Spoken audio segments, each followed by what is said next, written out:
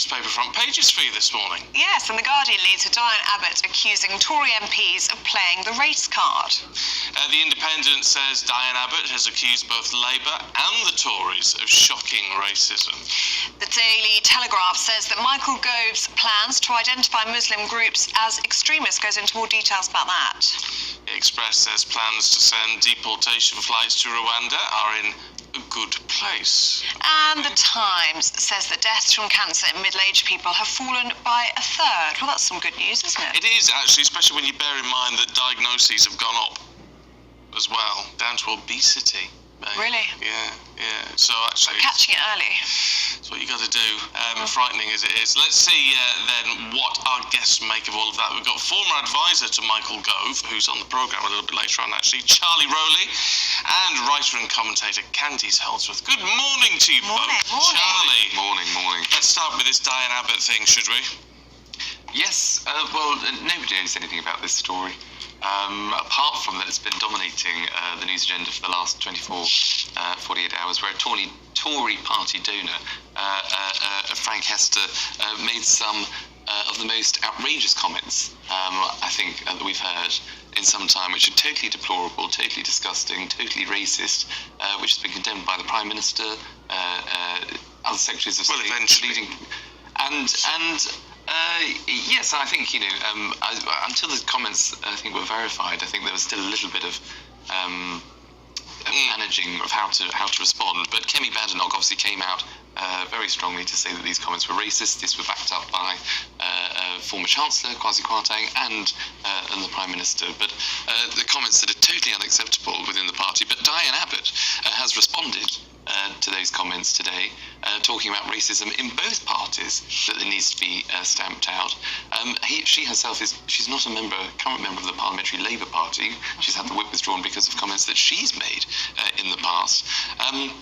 But she's essentially saying that she was effectively shocked but not surprised that it came from a Tory party donor, and she thinks that would play a huge part within the next general election. It's a difficult one. She's the butt of a lot of jokes, isn't she, Diane Abbott? She's not what you would call a popular figure amongst a group of people. Would this have been as controversial if he hadn't referred to he did refer to the fact she is a black woman. If he hadn't have done that, would it have been just taken as fine? I don't think so, because there was the element of sort of you wanting to shoot her, and that inciting of sort of violence, and when we have MPs that come under a lot of scrutiny. But you're right. Whatever the problems we have in this country, Diane Abbott is not the solution, and I don't think anybody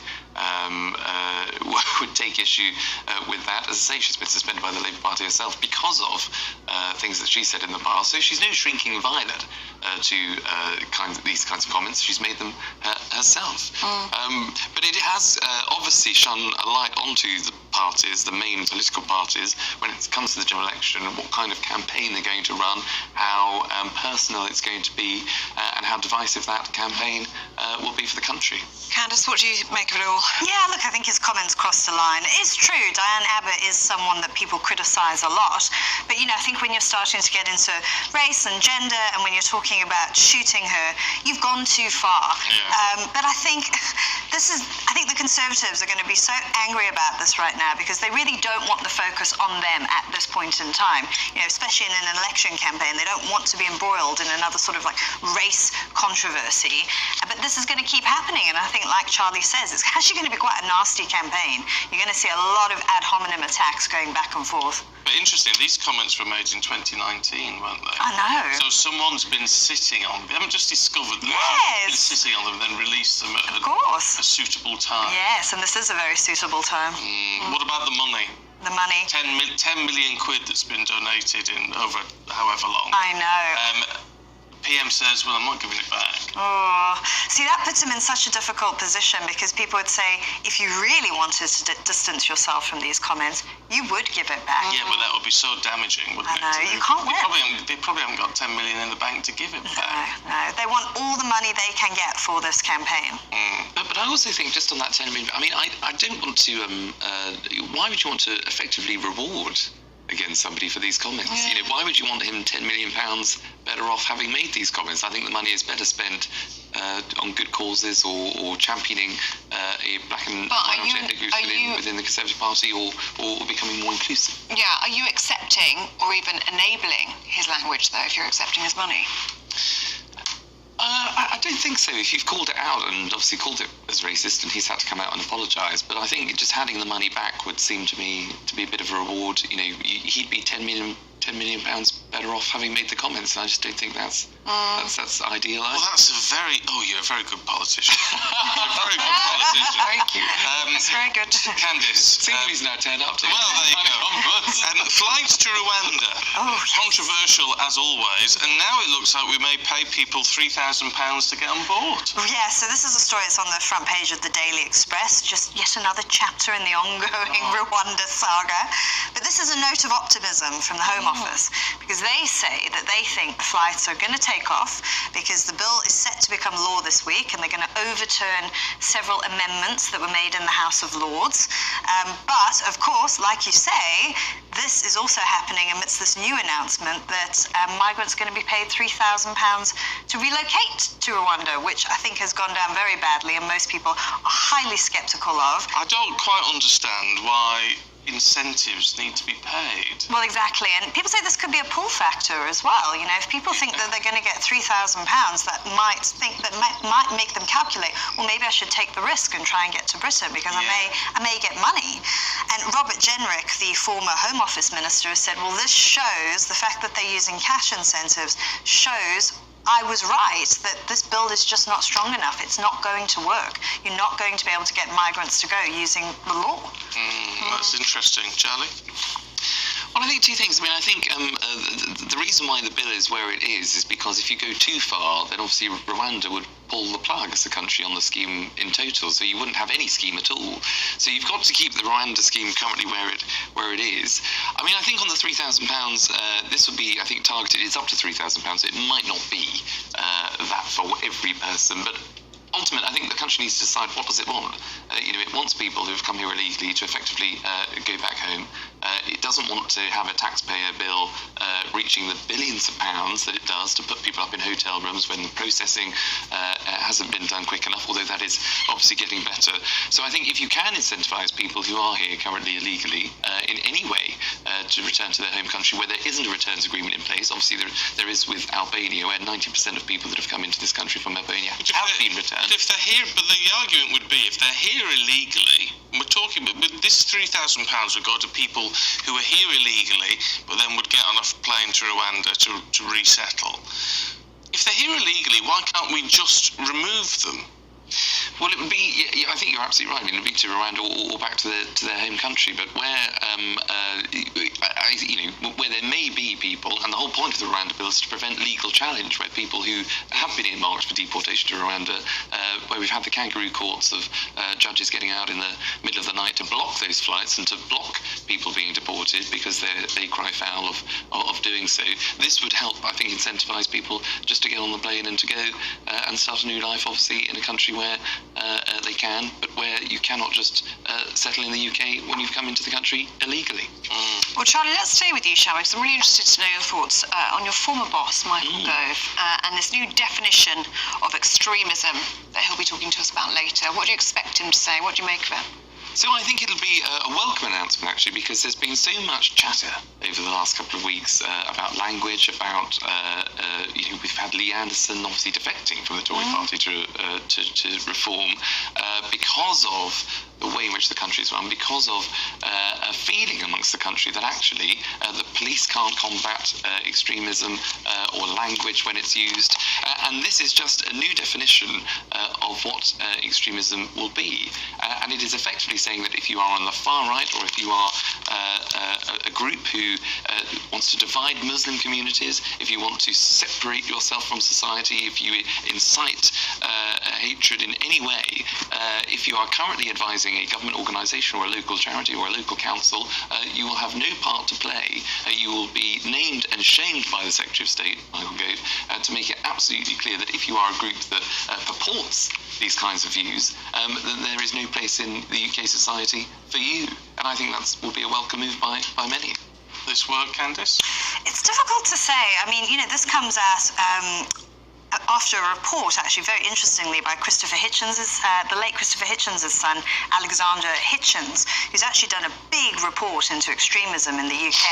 And he says what we should be doing, which is part of what Michael Gove said he will do, is start to focus on certain organisations.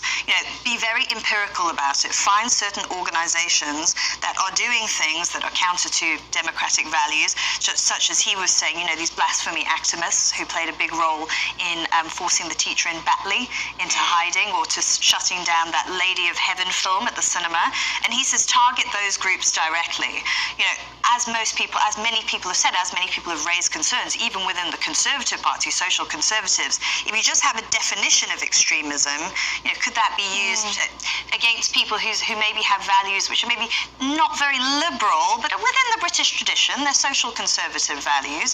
Whereas, Alexander Hitchens says, no, target groups directly that are doing things which are, don't comport with UK law. We don't have blasphemy laws in this country, so target people who are trying to impose de facto blasphemy through activism, death threats. Maybe that's a better way of doing it. Maybe. I tell you what, whereas I can see the sort of the common sense in this, what worries me slightly is the unintended consequences sort of area of this, Charlie. The idea that is this in effect a crackdown on free speech?